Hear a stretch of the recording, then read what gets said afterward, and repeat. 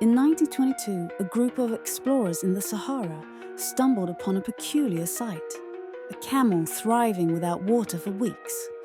This wasn't magic, but biology. Camels store fat in their humps, converting it to water and energy. Meanwhile, kangaroo rats in North America survive on seeds, extracting water metabolically. These adaptations are nature's wonders. Imagine surviving a desert trek without a sip.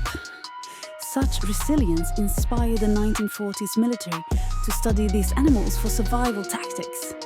Today, these creatures remind us of nature's ingenuity. Curious about more wonders? Hit the like button, subscribe, and leave a comment.